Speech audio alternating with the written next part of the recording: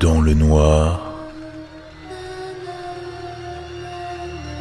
plongé dans l'horreur.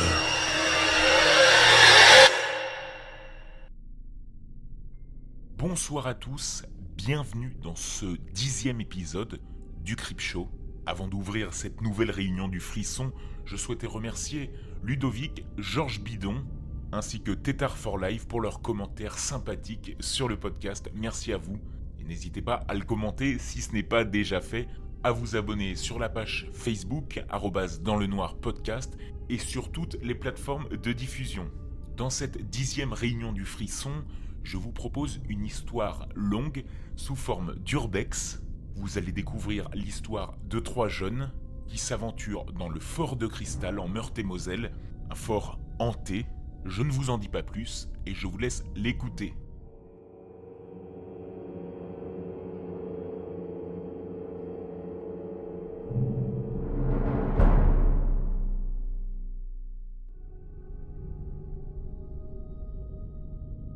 La peur.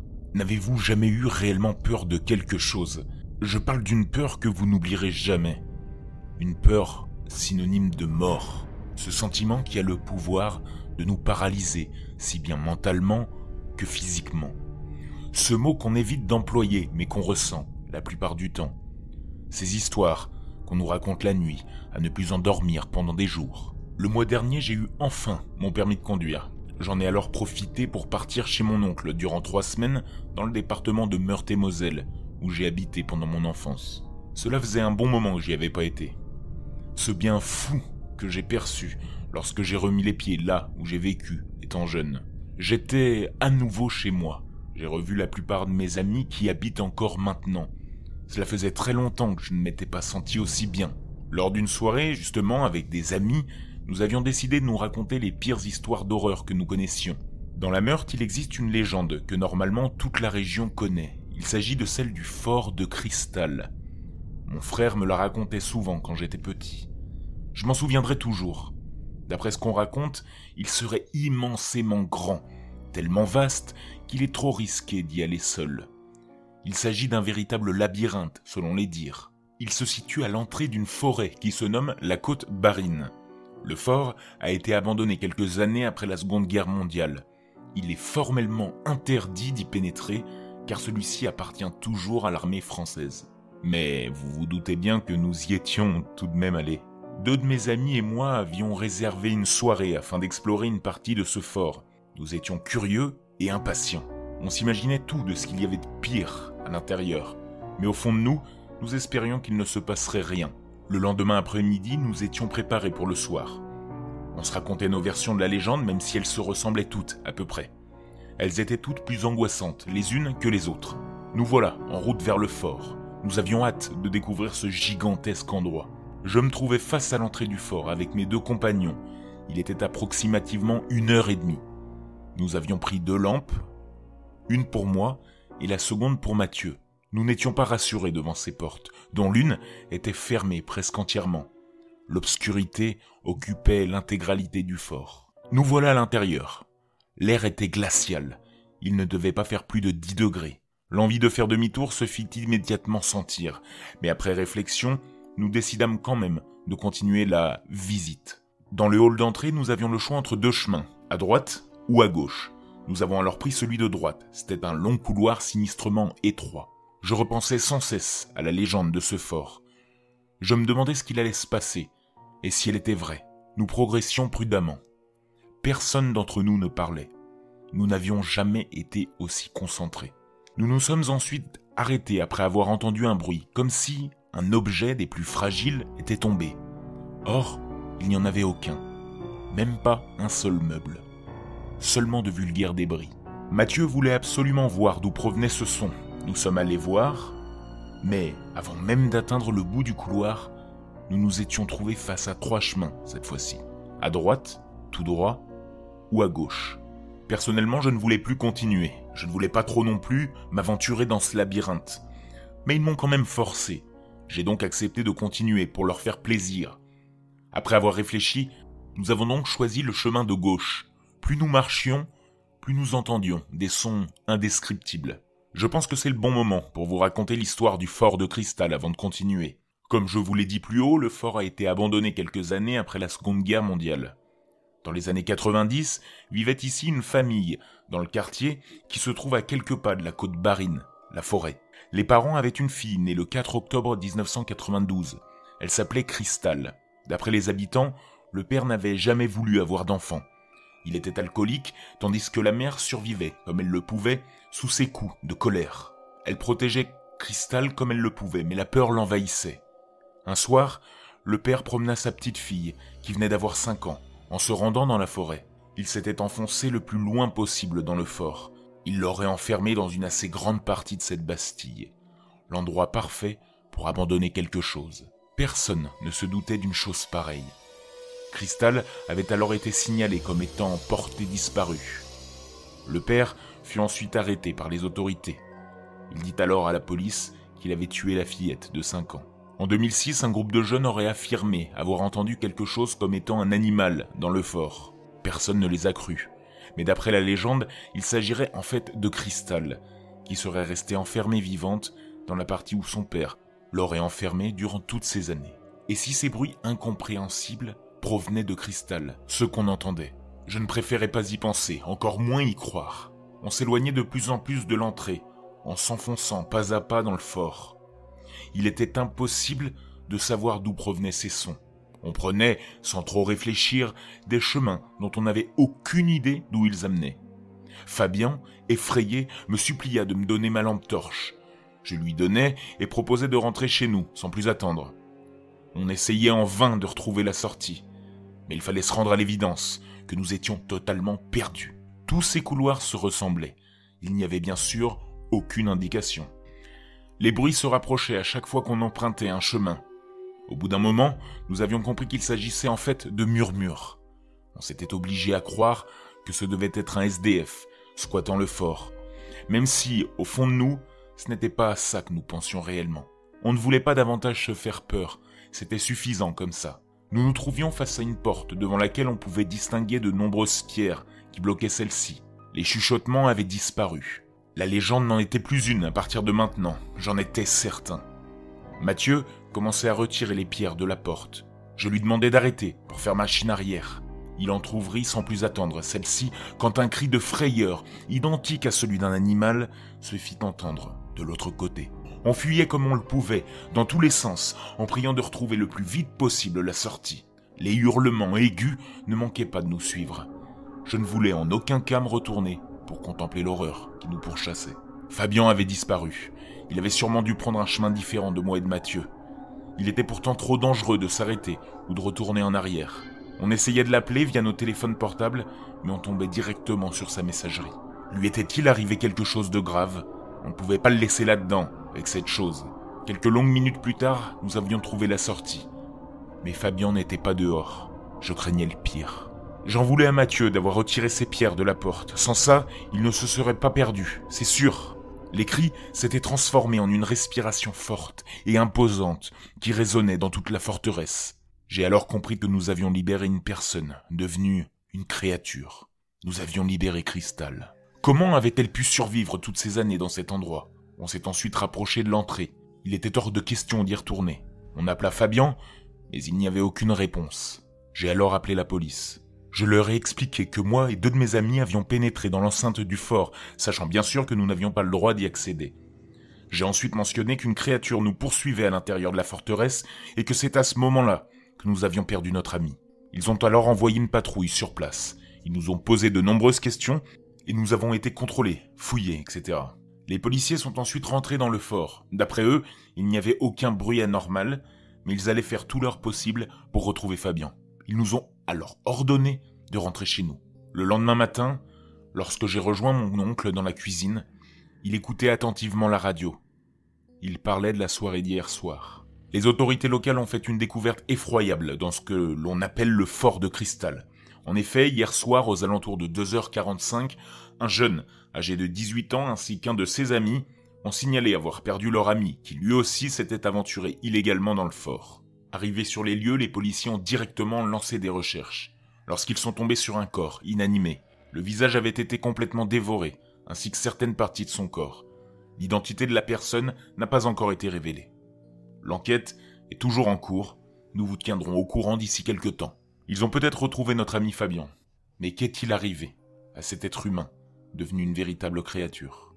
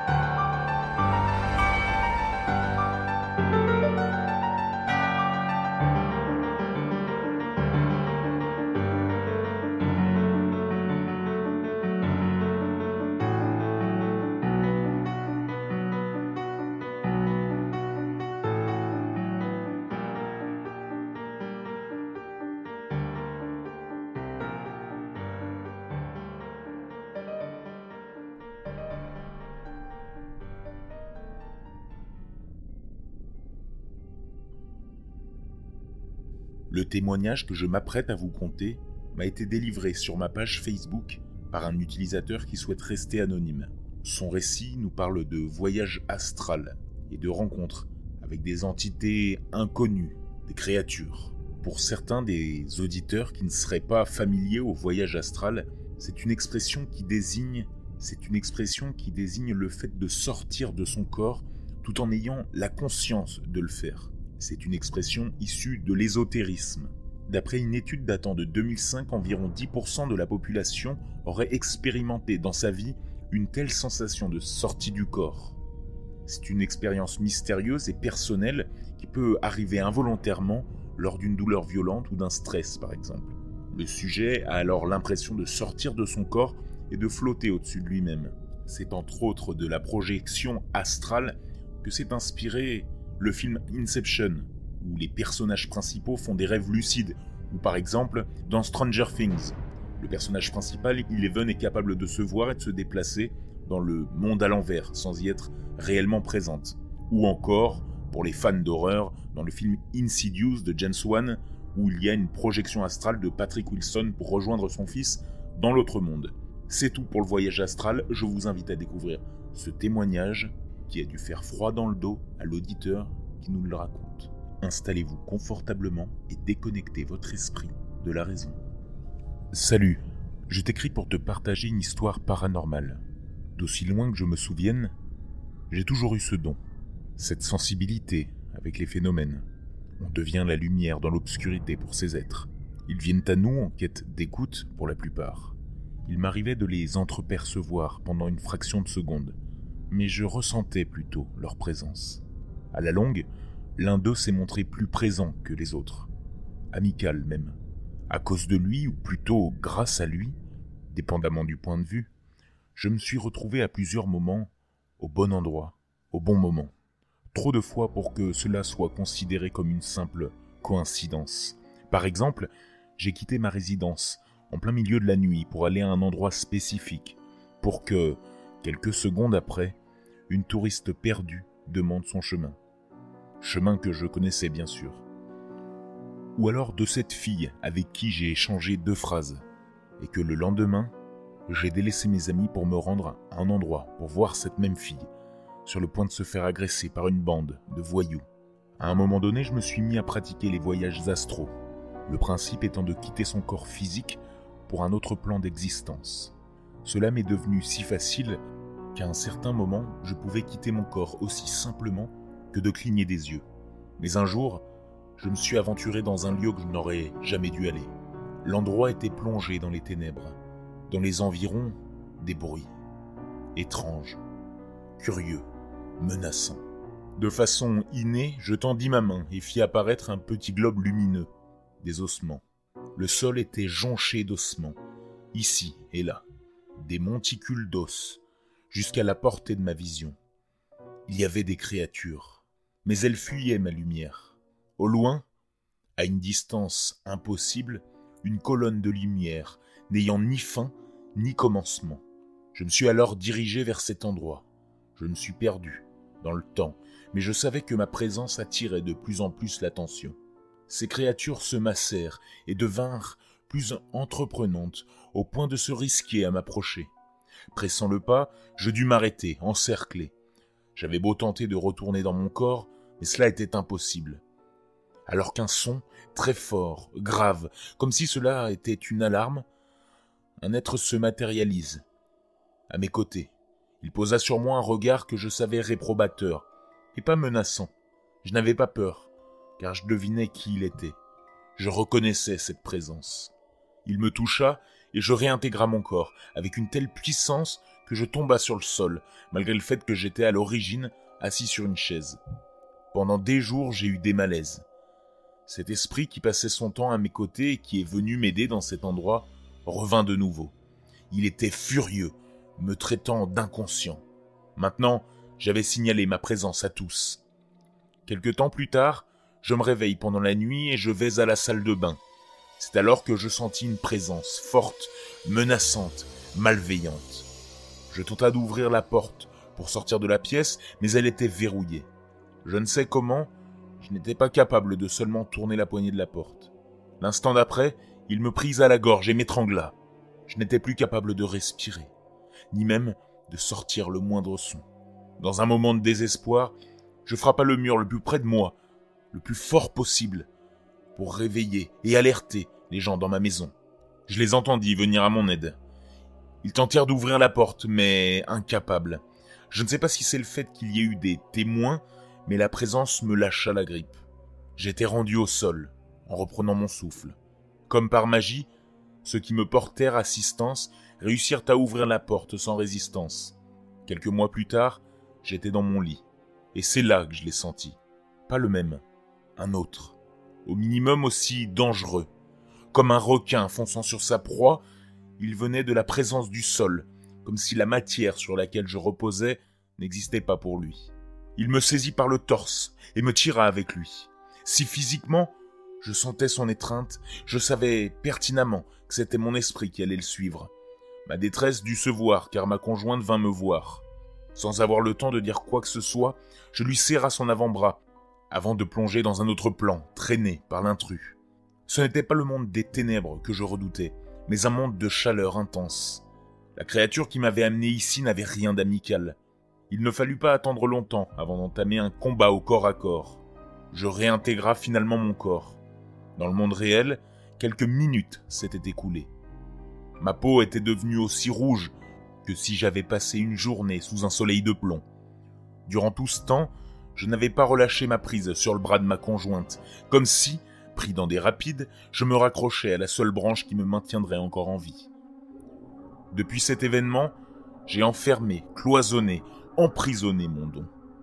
Tellement handicapé que je n'aimais plus aucune lumière, perdant par le fait toute capacité à entendre, percevoir une présence ou même de voyager hors de mon corps.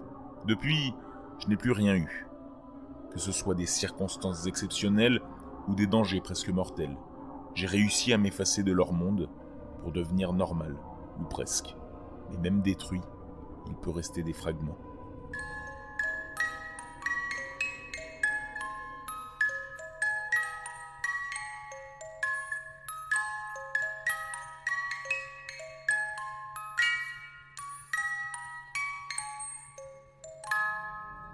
Et comme à l'habitude, nous allons clore cet épisode avec quelques recommandations horrifiques. J'en profite pour rappeler que vous êtes libre de me faire parvenir la vôtre en envoyant un message vocal avec votre recommandation de votre choix sur la page Facebook @dansle-noir-podcast. Et les recommandations de ce soir, pour ce 10e épisode, sont 2 vidéos YouTube qui sont sorties cette semaine de 2 youtubeurs dont je ne vous ai pas encore mentionné le nom. Il s'agit de Doc7. Il ne s'agit pas d'un youtubeur paranormal, mystique ou du domaine de l'horreur, mais c'est un youtubeur qui fait des tops et le top de cette semaine nous intéresse puisqu'il aborde le top 7 des créatures et monstres légendaires de France. Vous y découvrirez les secrets du Tarasque par exemple, ou bien du loup drapé. Je vous laisse le découvrir, je ne vous en dis pas plus. 2e vidéo, il s'agit de Mysteria. Mysteria est un youtubeur que je vous invite fortement à suivre parce qu'il progresse énormément en ce moment, autant dans la qualité de ses vidéos que dans la quantité de ses abonnés. C'est un youtubeur dont le sujet est assez atypique puisqu'il parle d'ésotérisme. L'ésotérisme étant l'ensemble des enseignements secrets réservés à des initiés. Vous allez notamment découvrir des vidéos sur les francs-maçons et l'architecture des bâtiments parisiens, sur ces signes et ces codes secrets qu'ils échangent entre eux, sur l'Atlantide, ou bien les codes secrets pendant l'Égypte antique, plein de choses passionnantes. Et la vidéo qui nous intéresse cette semaine, c'est comment réaliser une séance de Ouija, une vidéo de 15 minutes dans laquelle il nous explique les origines du Ouija, ou Ouija, vous comprendrez pourquoi en regardant la vidéo, et aussi les règles à respecter si vous souhaitez un jour en faire une. Attention, ce n'est pas un jeu, vous le découvrirez par vous-même. C'est tout pour les recommandations de cette semaine. J'espère que vous avez apprécié l'épisode. J'ai hâte de vous retrouver pour le prochain épisode du Creepshow. D'ici là, je vous souhaite une excellente semaine horrifique, ponctuée des meilleurs malheurs, le tout dans le noir.